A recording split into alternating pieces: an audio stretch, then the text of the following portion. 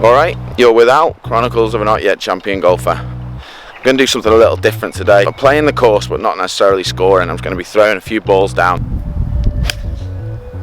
Different situations, different places, and testing what I can do from behind trees. Wow, I'm going to hit the clubhouse. Bad lies. And I've just thinned it into the bunker. Fairway bunkers. Yes. Greenside bunkers. Up trees. Out of bounds. Straight over the fence. Yes! In off the fence. Hit the squeegee. Playing it off. Squirrel's back. There's a squirrel. There's a squirrel there. So I'm not going to do that. It's harsh on the squirrels. So that's what I'm going to be doing. Doing a little bit of practice on course. This is where you apply everything you've done out on the practice ground, apply it out here and test yourself and see how we get on. Right, I've teed this up quite a bit lower than I normally would because I'm trying to play the fade. Teeing it up lower makes it easier to fade. You know, you can get a bit more of a downward strike on it. It's going to squeeze it out, it's going to come out quite low and hit that little left to right. A little bit further back in my stance, don't have as much sort of body tilt that way because I want to make sure that I'm not hitting too much on the up and hitting that high draw, which, mate, I can't hit high draw ever anyway. So left side, stay on that side, just rotate through it, should come out low, little fade, start up the left side, get it moving back. It's a good shot to have, that stock driver shot. That's the one that I go to. I've hit that awful, by the way. I've hit that so far out the toe, but it's come up good. It's gone fairway. It's a shot that I think everyone needs to have in the bag, one that they can pick out with driver. You don't need to be 900 yards up there, you've just got to find the fairway. Ball a little bit further back in the stance, weight slightly left side, just make sure that club keeps sort of pathing a little bit left. I'm not talking massively, you don't swing massively over the top, just that setup allows you to get a little bit down on it, a little bit lower ball play, left to right, fairway, pitch it on the green, hole up for a 3, fist pump, get off, next hole, birdie, 59, get in, won the tournament, lift the trophy, go home, have a steak. Got 200 yards to the pin, into wind, side slope balls below me, and make sure you're keeping your posture. So easy to stand up because you know that's your natural position to be in. Make sure you're keeping your posture throughout the shot. 200 yards, I've got 5 iron, all the trouble's left here, by the way. I'm trying to play a fade off this lie because then I can almost guarantee what way it's going to be going. I know it's going to be going left to right, so I'm just going to feel like I'm just holding the club face off through the ball, not overly releasing the hands, and just make sure that is moving left to right. Shape, just cut a little bit too much, but we're safe, we're in the fairway. Right, we've hit it behind trees, big, massive poplar trees. Can't get over them, especially with 4 iron. Got to get it around them, so big cut is required. That's going to mean I am stood way open, club face is open, but I still want it to be penetrating. I don't want to go up in the air, not go anywhere. So I'm going to keep a weight left sided. I'm going to feel like the loft is still sort of kept off it, but the club is cutting across it, really pulling across my body as much as I can. Better than what I expected to do that, to be honest. That middle of the fairway, just short of the green. See, when I explain what I'm doing, I can play the shot. I don't know why I don't do that when I'm playing. Well, I do, I try to. But then I get annoyed and end up just hitting it as hard as I can. Tell yourself how to play the shot, see the shot, step in, play it. More often than not, it'll work out.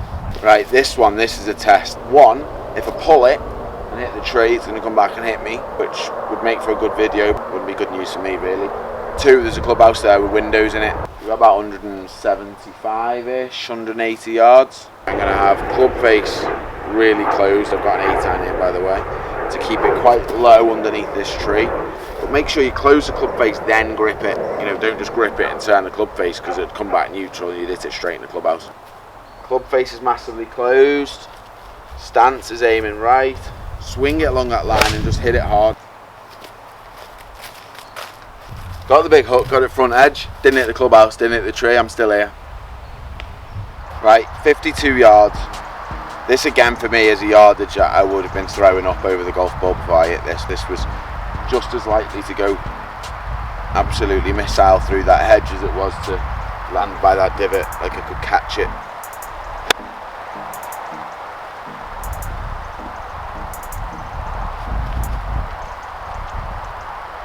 Right, fairway bunker shot, quite a big face in front of you. We've probably got like 140-ish to the green in. This comes with a lot of practice and knowing how high you can hit your clubs and how quickly they launch. Now, anyone that wasn't 100% confident in one, striking it properly out of the bunker, and two, getting it up quick enough to get over the face, no way am I telling them to hit the green. Get it out, back in the fairway, give yourself a chance from 100 yards to get it up and down. I'd go the most lofted club, play it fairly straight face, you can still get a bit of distance in, and as long as you've got a good loft on your club, I've got a 58 here, it will get up in the air and it will, you know, it's going to clear the face with a full swing. Commit to it, make sure you stay down on it as much as possible, because the last thing you want to do here is thin it into the face. Club face square, just a full swing. Out, back in the fairway, gives yourself a chance. That's the boring way though. What we want to do is smash it out, up over the face and on the green. Now the most important thing I'd say in a fairway trap to make sure you're striking it right is maintaining height. So trying to make sure you're staying at the same height throughout the swing. As soon as you add any sort of, you know, losing height down into the ball or anything like that, you're risking catching it fat and it's not going to go far enough. And if you've got to carry it over water or something like that, that's when you're going to get in trouble. You've got to make sure it's up in the air. You want to ensure strike by coming steep, but it's going to launch a little bit lower then, so don't be tempted to do that. Just be confident in your own ability. You're going to strike it, maintain height, and hit it with the true loft on the club. Hit it hard, it's going to go up in the air, a lot of speed. Yes. Best fairway bunker shot I've ever played that, to be honest. Camera work's helping me out. Plane, look. Let's give it a little zoom.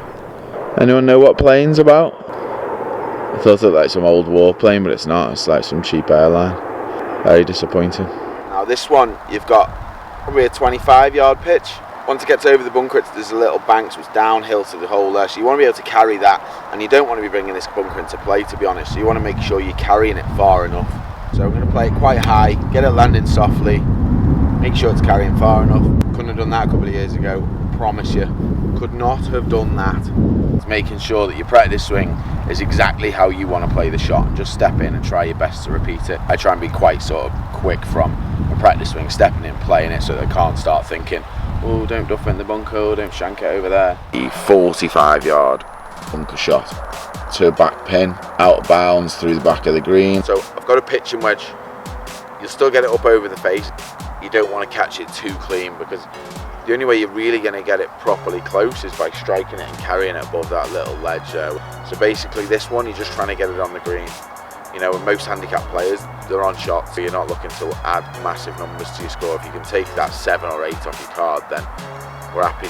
If the ball is normally in that sort of position, you know, sort of just forward a sense, that's how I'd have it, my weight left side. So what we're going to do, just move it slightly forward, a little bit further forward, but not change where we address the ball, address it in the same place. That means we're going to hit it that little bit more sand. It's going to ensure that it's going to come out low and just run a little bit more and not have that risk of knifing it through the back, as long as there's sand in the bunker, by the way. Ball's a little bit further forward in the stance, same swing, down into the sand and let it come out quite low and run out. Middle of the green. Quite a square face, the one that's carry a long way. Out of bounds, straight over the fence. Yes, in off the fence. Hit the squeegee. I'm gonna play that again, that's ridiculous. Here we go, and again. Here's the greenkeeper. Ernie lad, stopping for me. Better, still not hard enough.